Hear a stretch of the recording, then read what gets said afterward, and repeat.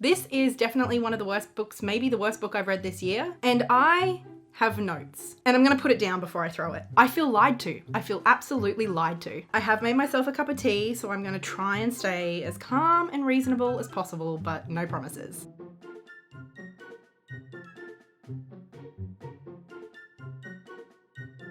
Hi friends, I just finished The Final Empire by Brandon Sanderson, the first book in the Mistborn series. If you've watched the vlog of me reading this, you will know that I really had a lot of fun reading this, and I don't want to wait any longer. I'm getting started today on Book 2, The Well of Ascension. It's a little bit longer, it's 750 pages, and as we've already established, I have big book fear. So reading 2 big books in 1 month, I don't know, can I do it? I'm certainly gonna try. So in this video, I'm just going to vlog my experience of reading this book with you. I am going away tomorrow, so some of the footage might just have to be on a phone, but I think it will still be a good time. Of course, as we are talking about the second book in a series, this video will contain spoilers, both for the book that I am reading and certainly for book 1. Anyway, I'm done talking and I'm ready to start this book, so let's get to reading. So it's been a whole 7 days since we left Melbourne and since I started this vlog. And I have made some decent progress, but certainly not as fast as I was with the first book. And that's because I managed to get COVID. But today I did manage to finish part 2, so I'm up to page 330-ish. And I'm feeling a little better, so I thought now would be a good time to do a bit of a check-in. So this book basically picks up a year after the first book finished. The Lord Ruler is dead, Kelsier is dead, and what is left of Kelsier's crew have sort of taken over the city of Luthadel, with Elend as their king. Most of Kelsier's crew is still in Luthadel, helping Elend sort of manage and run the city that is now a free city. Elend has introduced a whole host of laws and rules, trying to make the city as free and equitable as possible. And so even though he was elected king, he also opted to sort of set up a bit of an assembly, I guess a kind of parliament that also has plenty of powers as well. All is not sunshine and roses in Luthadel, however. Obviously there's just a lot of struggles within Luthadel and sort of like reimagining and re-establishing the power systems and the political structures and all of that. On top of that, 2 massive armies have made their way to Luthadel and are threatening to take over the city. One of the armies is led by a guy named Set. I don't really know a whole lot about him, but he seems like a bit of a ruthless kind of guy. The other army is run by Lord Venture, Elend's father, who's now calling himself King Venture. So Luthadel is now basically under siege by 2 separate armies. It's a whole thing, it's a mess. On top of that, Sazed, who was a wonderful character in book 1, he as a terraceman has sort of left Kelsier's crew and is now trying to teach regular Scar people far outside of Luthadel, teach them about their history and teach them about agriculture and teach them about their religions that have been lost over the last 1,000 years. And in his travels, he's discovered some interesting and disturbing things. Firstly, the mists seem to be coming during the day, which has never happened before. And on top of that, there's rumors of mists killing people. He also does meet up with Marsh for a moment, but then Marsh leaves and Sazed decides that he's going to return to Luthadel and to let the crew sort of know about some of the things that he's concerned about. He also meets up with another army that's on its way to Luthadel. A lot of people want to attack Luthadel. Vin is also spending most of her time, especially in the evenings, running around Luthadel, sort of making sure nothing fishy is going on and trying to protect Elend from assassinations. On top of that, she's also run into another Mistborn who is very mysterious and is like, he seems to enjoy sparring with her. We find out that his name is Zane and he's actually the half-brother of Elend. He's the bastard Mistborn child of Lord Venture. But that's about where I'm up to for now. I'll keep reading and I'll update you soon. Hopefully by then I'll be sounding a little less congested and there will be fewer screaming children in the background. So I've just finished part 4 of The Well of Ascension. I'm up to page 609. Similarly with the first book, I feel like this is mostly set up. It's not that there's nothing going on, it's just that there's not a whole lot that is super interesting going on. Basically in the last 2 parts since I last updated you, Elend has lost his throne. He's failed to sort of deal with the situation with the 2, now 3 armies at Luthadel's gates, and the assembly has elected to pick a new king and to get rid of Elend. The will they won't they between Vin and Elend's half-brother Zane, who is also a Mistborn, has been getting more and more intense and more weird, and it's culminated in a literal fight between Zane and Vin. They've done plenty of sparring, but it's never gotten to the point where either of them is really truly threatening the other's life. But Zane gets to a point where he decides that he wants Vin to basically choose him, to love him and to save him. And she says no, she chooses Elend. And so he tries to kill her. Great. I have to say I'm really not enjoying the character of Zane at all. I think introducing another Mistborn and a Mistborn whose loyalties are sort of blurry is an interesting option. I just do not enjoy how it's been done so far in this story. Part of that is that I'm not enjoying this love triangle between Vin, Elend, and his half-brother, who he doesn't even know is his brother. It just feels very angsty, but not very meaningful. And even the relationship between Vin and Elend, I mean, that is the true relationship, and even that doesn't feel all that meaningful anymore. On top of that, Zane's character, one of the things that makes him more scary is the fact that he hears voices. We've known that from quite early on in the book, that he hears voices that tells him to kill people. And so he's crazy, right? He's crazy.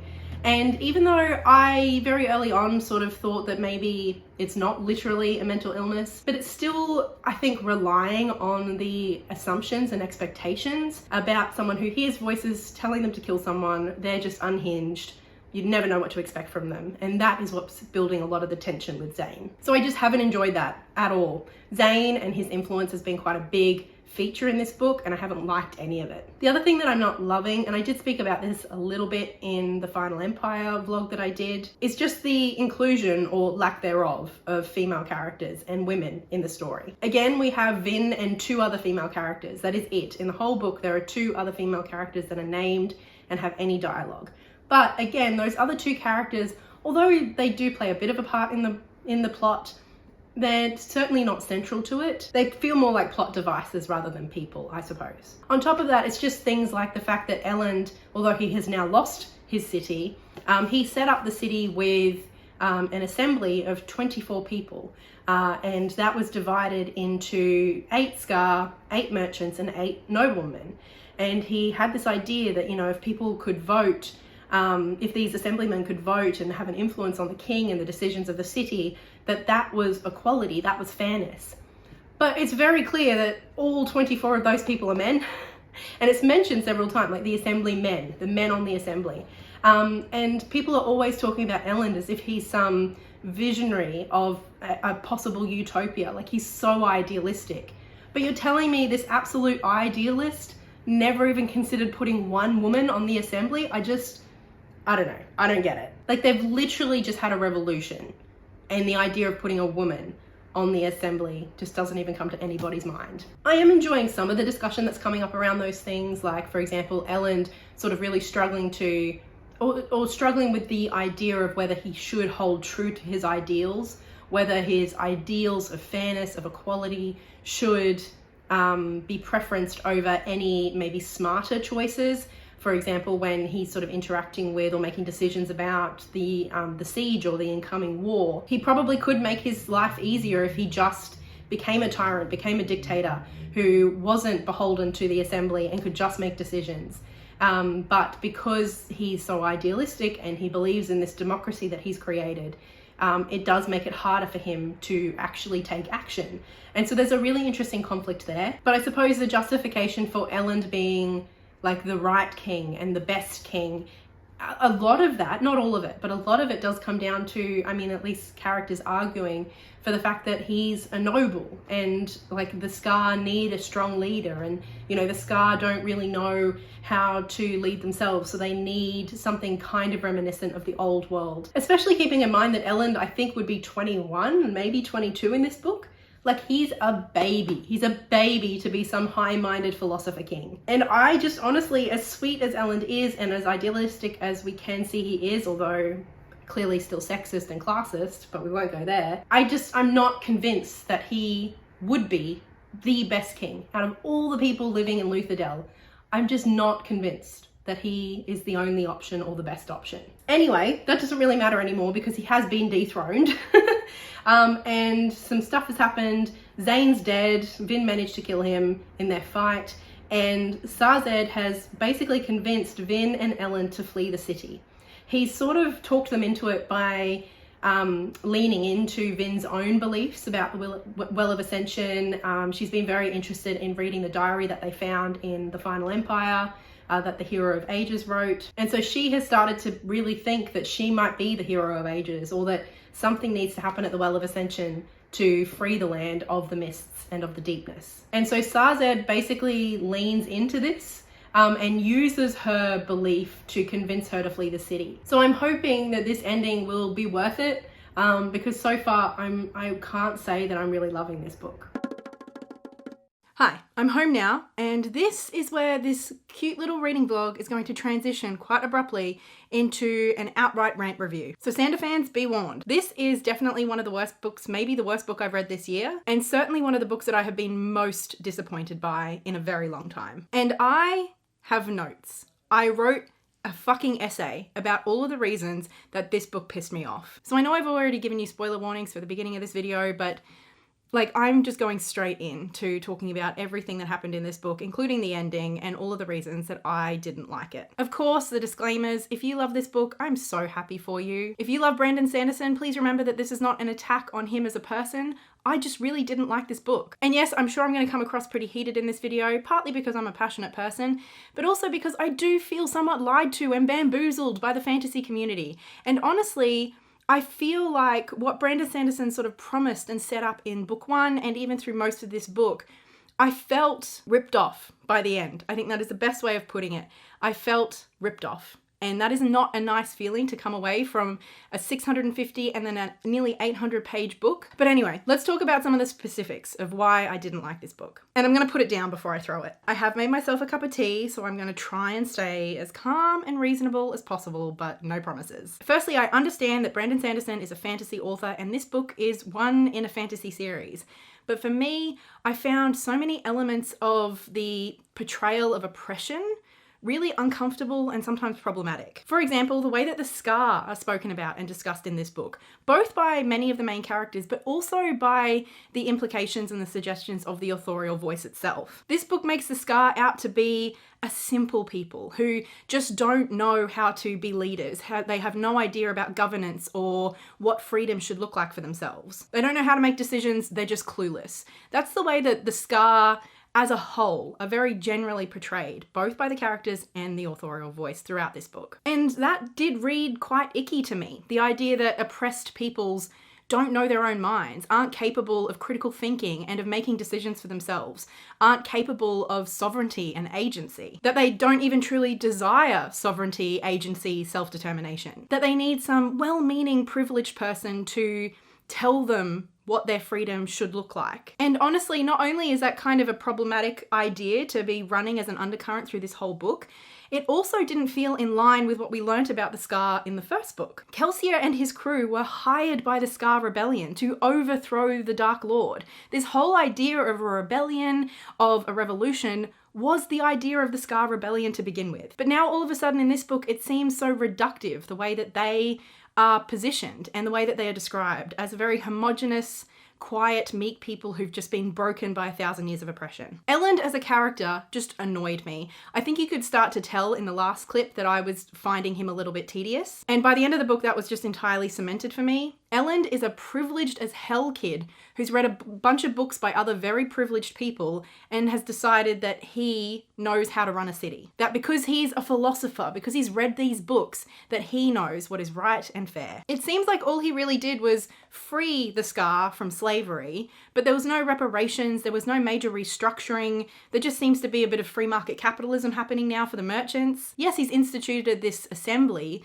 but like I've already spoken about, that is nowhere near as idealistic or revolutionary as I think Elend thinks it is. Another thing I've spoken a little bit about before, but just really, again, was cemented by the end of this book, is the representation of women. Vin was much more dynamic and interesting in book 1, but she still feels like mostly a full character in book 2. But other than Vin, there are only 3 female characters in this book that have names and that have dialogue. They are all completely one-dimensional. They are all entirely in the book to service the plot and character development of other male characters. It's boring, it's reductive, and I cannot believe that in a book that is all about the uprooting and the restructuring, supposedly, of a whole city and society, apparently women just don't exist, or aren't important or influential. And as I mentioned earlier, there's just a lot of casual sexism throughout, and it just got so boring. Additionally, we used a very similar trope from book 1 in book 2, which was supposed to be like a reveal, something we didn't see coming, but like it's the same trope from last time. And that is the annoying privileged noblewoman ends up being a super powerful allomancer, but nobody suspected her because she's just a woman. Like, you can't argue that that was interesting enough in book 1, but to do it again, and it felt so similar. And the only reason I can see this being like a go-to trope is if you inherently underestimate women. Then something I also have spoken about a little bit already in this vlog, and that is the character of Zane. I found this portrayal of fake mental illness really problematic. As I mentioned earlier, basically Zane is an unhinged character who hears a voice in his head who he's named God, and this voice regularly tells him to kill people. It is pretty well suggested by the end of the book that this voice was probably something to do with the mists and everything else that's going on. It probably wasn't him actually hearing voices in a mental illness kind of way. But the fact of the matter is, this book still relied on that trope throughout, that someone who hears voices is crazy and is dangerous. Basically, Sanderson lent into those tropes and those stereotypes and that stigma of mental illness in order to create an edgy, scary character. And I didn't like it. I didn't like that portrayal. So that's a bit of a taster of the things that I was finding really distasteful about the majority of the book, but I was still open-minded to, you know, the Sanderlanche, to Brandon Sanderson sort of bringing all these things together, surprising me, subverting the tropes that he'd set up in an interesting and satisfying way. I was still open and ready to enjoy the book overall and feel like, even if I didn't enjoy the journey, that the ending was maybe satisfactory enough that it was worth it. But absolutely not. This ending made me angry. It felt cheap, it felt unearned, and I was just frustrated. For the first time, I felt like this whole idea of Brandon Sanderson being the GOAT of modern fantasy, I feel lied to. I feel absolutely lied to. A little bit of a summary of the ending. Basically, towards the end, Vin and Elend have come back to Luthadel. Vin magically manages to mind control an army of blue giants to save the city. And then she and Elend decide to go to the Well of Ascension, which it turns out is actually in Luthadel. Vin thinking that if she can do the right thing that the Hero of Ages was supposed to do 1,000 years ago, that she will save the city and the world from the mists, which is still a big problem. Once they do get there, the mist creature that's sort of been following Vin around slices Elend open, and he's on the ground dying. And so then Vin jumps into the Well of Ascension, realizing that she can harness this power to save him. And honestly, this moment was incredible. I really thought that this was the turning point in the book for me. Watching Vin have to make that decision of all of the mythology that she's learnt up until this point, understanding that taking this power for herself will make her the most powerful being ever, and she could save the man that she absolutely loves and adores. But then having the realization that that will condemn Luthadel to another dark age, essentially, and knowing that Elend doesn't want that for his city. That heartbreaking moment of making that decision to let him die so that Luthadel will be saved. Absolutely incredible. I was in tears. It felt amazing. It felt earned. It felt satisfying. It felt heartbreaking. But then it turns out he's totally fine because there's a magical solution to it all and he doesn't have to die after all. Brandon Sanderson loves his fake out deaths. And this is the part that just made me angry, because for the first moment in this book that felt difficult and earned, it was just completely cheapened, completely removed, erased immediately by a magical solution. And I suppose this is a bit of a tangent, but this is also when I started to really feel frustrated by the conversation and the commentary around Brandon Sanderson and allomancy being like this incredible example of a hard magic system. Because I just don't see that. I do not see allomancy as a hard magic system. Hard magic systems, from what I understand, are essentially when we as the reader and the characters understand the rules of this system, and there are strict guidelines. and limitations to the magic. And although there is kind of technically limitations to allomancy, throughout both of these books so far, whenever Vin has needed more power, she's either found a new metal or figured out a new power that nobody else has. And to me, I just don't understand how that is any different from Harry Potter learning a new spell. And so what a lot of people say with hard magic systems is that they raise the stakes because the characters feel in danger. To me, this is like the third or fourth time where Vin or the crew have just found an extra magic power that no one knows about. And so those stakes don't exist for me. Just because there was a bit of like a gamification explanation in the first book with rules, if Brandon Sanderson continues to just add new rules whenever it's necessary for the plot, I don't understand how that's a hard magic system. And yes, I know that it's a spectrum, like things fall on the line. I just think that this is spoken about as if it is like so far up on the end of hard magic system, and I just don't see that. And then the other thing that just made me angry about the book, and when I say angry, I felt like I'd been cheated as a reader. Like reading these long ass books, I am investing not only my time, but my energy and my mental space and my bookshelf space because I trust Brandon Sanderson as an author. And so when I feel like that trust has been like just completely broken, when I feel like I've realized all along it wasn't really earned, that's what I'm talking about, like the anger. That's the feeling I had when I got to the twist. And basically the twist in this book, if I can call it that, is that the mythology around the Well of Ascension that we have been building up literally since the beginning of book 1. For like 1,500 pages, we have been building up this mythology about what the Well of Ascension is, what it does, the history of it. And it turns out all of that was just a lie. That's the twist. It's just a lie. The mythology that we have been reading over the last 2 books is a mythology that has been altered or rewritten by a magical force that wants to trick someone into coming to the Well of Ascension. The twist is that everything we learnt is just not true. That's it. That is not a clever spin or a reveal of something that we just happen to miss because of our own assumptions and biases. It's not like we just overlooked something as readers and now we get to uncover extra layers. It's just a complete rewriting of what led us here. Again, like Ellen's fake-out death, it just felt cheap, it felt unearned. To me, it felt like a surprise twist, a surprise reveal was more important than satisfying storytelling. And overall, I'm just really frustrated with a lot of the narrative devices and the choices that Brandon Sanderson has made now that I have the perspective that I do of 2 books. We're constantly told things by the authorial voice as readers, but the storytelling and what is actually happening, like the scenes that we actually witness, don't really back up what we're being told we should be believing. A big example that I gave in the first book was how we're constantly told how well Vin is doing impersonating a noblewoman, but whenever we actually see her in scenes in those situations, she seems kind of terrible at it. In this book, we're constantly told how much Vin and Ellen love each other, how they're like one true loves, how they're soulmates, and yet their actual interactions don't have chemistry, don't have warmth, they don't even really spend much time together, they don't even seem interested in having meaningful conversations with each other. We're told that allomancy is this incredibly rigid, specific, scientific system of magic. We're given so much explicit information about how it works and what it does, only for Brandon Sanderson to whip out a new metal or a new power whenever the plot requires it. Okay, I need to have a sip of tea, I need to breathe. Am I being harsh on this book? Yes, I probably am. But like I said, I think the reason for that is because I trusted Brandon Sanderson as an author, and by the end of this book, I felt like that trust was undeserved. I trusted him to resolve the conflicts and tie up the loose threads in a satisfying, clever way.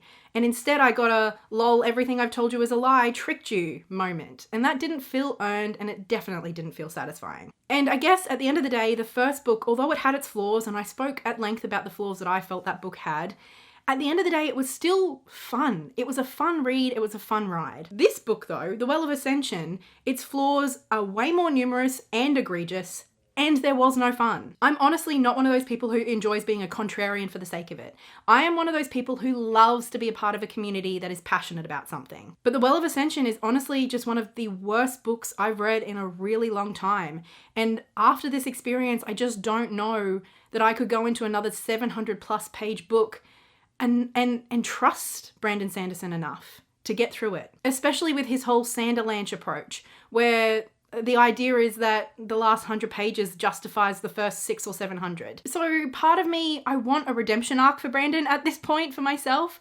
Like part of me does want to read the next book and hopefully love it. And then maybe I could write the Well of Ascension off as a bit of like an example of the second book syndrome. But if I do read the next book, I don't know that I could do it with the same openness and curiosity and excitement that I started this series with. And that will just make it all the more difficult to trudge through the 90% of a book setup that Brandon clearly likes to do. Boy, does it feel good to get that rant off my chest. So I think that is most of what I wanted to say about this book. Now, of course, I've seen the GoodReads reviews, I've seen how highly rated that book is, I've seen the videos of people saying that this is actually the best sequel of any series ever, and that this series is the peak of modern fantasy. I know I am definitely in the minority when it comes to this book. I will wrap this up with a positive and say that because Brandon Sanderson's writing is so easy to read, and because I did really enjoy especially The Final Empire, I am more interested in reading longer books and in fantasy. So I suppose one of the things that I've heard about Brandon Sanderson is that he is a great introduction into like epic fantasy, and in particular the Mistborn series has been that gateway for a lot of people. I think if this series so far has done anything, it has opened that door for me. I feel like I can read fantasy now. I don't know that I'd go out and pick, the longest and biggest series, and I think I might be a little bit more rigorous in my review sifting and trying to find an author that might suit me a little bit better. But I am interested in exploring this genre in a way that I've never been before. So thanks, Brandon, I guess. I would love to hear in the comments below too if you have any recommendations for me for fantasy series that you think I might actually like. A couple of the authors that I was thinking of exploring was Robin Hobb. I'm not so sure. Maybe N.K. Jemisin. I do actually have The City We Became on my shelf, so maybe I should try that one out. Anyway, thank you for sticking with me for this reading vlog cum rant review. I hope you enjoyed, and I will see you in the next video. Until then, happy reading and so much love. Bye.